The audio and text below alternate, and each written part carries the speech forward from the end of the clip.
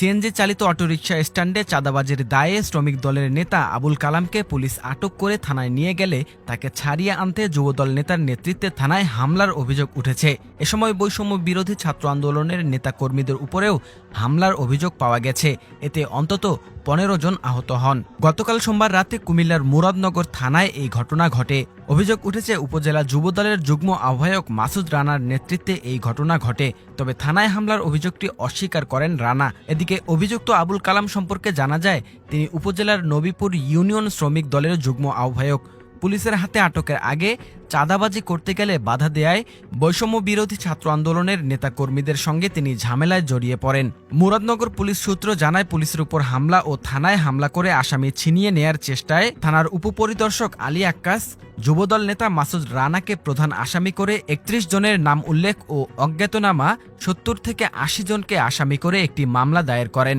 মামলায় গতকাল রাতভর উপজেলার বিভিন্ন স্থানে অভিযান চালিয়ে ৫ জনকে গ্রেফতার করা হয়। অন্যদিকে হামলা করে মারধর ও চাঁদাবাজির ঘটনায় উপজেলার আকবপুর গ্রামের বাসিন্দা ও বৈষম্য বিরোধী ছাত্র আন্দোলনের নেতা আবু ফয়সল বাদী হয়ে শ্রমিক দল নেতা আবুল কালামকে প্রধান আসামি করে ৩০ জনের নাম উল্লেখ করে অজ্ঞাতনামা ৭০ থেকে ৮০ জনের বিরুদ্ধে আরেকটি মামলা করেছেন।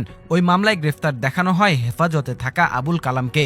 আবুল কালাম ছাড়া গ্রেফতার অন্য ৫ জন হলেন উপজেলার রহিমপুর গ্রামের মোহাম্মদ হোসেন, নবীপুর গ্রামের ওয়াহাব আলী, মুরাদনগর উত্তরপাড়া গ্রামের আবুল হাসান, পরমতলা গ্রামের মহসিন সরকার ও রহিমপুর গ্রামের জসিম উদ্দিন। যুবদল নেতা মাসুদ রানা জানান আবুল কালাম শ্রমিক দল নেতা। এছাড়া গ্রেফতার অন্য ৫ জন স্বেচ্ছাসেবক দলের বিভিন্ন পর্যায়ের নেতাকর্মী।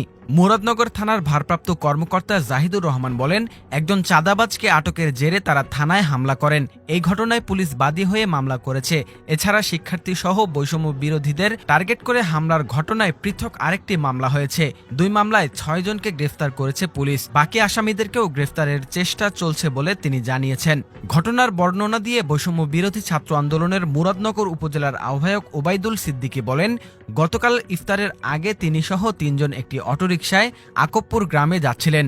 অটোরিকশা চালক মুরাদনগর হয়ে সরাসরি নবীনগর রাস্তায় না গিয়ে কোম্পানিগঞ্জ হয়ে যাওয়ার চেষ্টা করেন। কারণ জানতে চাইলে চালক বলেন ওই দিক দিয়ে গেলে ৫০ টাকা চাঁদা দিতে হবে। তখন তিনি চালককে সোজা পথে যেতে বলেন, কিন্তু নবীনগর সড়কের মুখেই চালককে চাঁদা দেওয়ার টোকেন আছে কিনা জিজ্ঞেস করা হয়।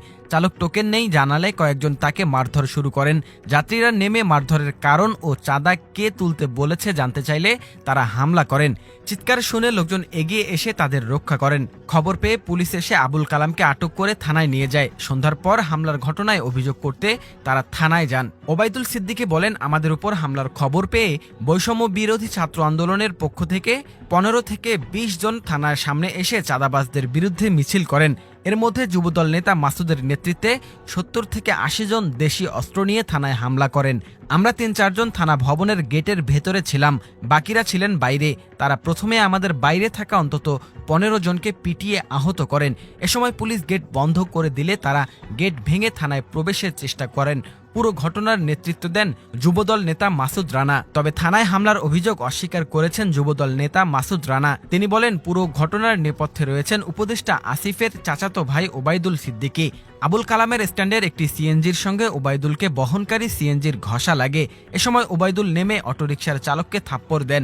তখন গন্ডগোল বাঁধলে আবুল কালাম এসে পরিস্থিতি নিয়ন্ত্রণের চেষ্টা করেন। তারা একটু দূরে গিয়ে পুলিশে খবর দিয়ে আবুল কালামকে গ্রেফতার করায়। পরে আমাদের কিছু লোক থানায় গিয়ে ওসি সাহেবের কাছে জানতে চায় কেন অন্যায়ভাবে আবুল কালামকে গ্রেফতার করেছে। এ সময় ওসি রুমের ভেতরে আমাদের লোকজনকে জিম্মি করে ওবায়দুল সহ পেটাতে থাকেন।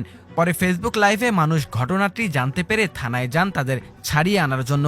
মূল ঘটনা এটাই বলে দাবি করেন যুবদল নেতা মাসুদ রানা। তিনি বলেন, তারা এখন মিথ্যাচার করছে, আমাদের বিরুদ্ধে উল্টো মামলা দিয়ে হয়রানি করছে।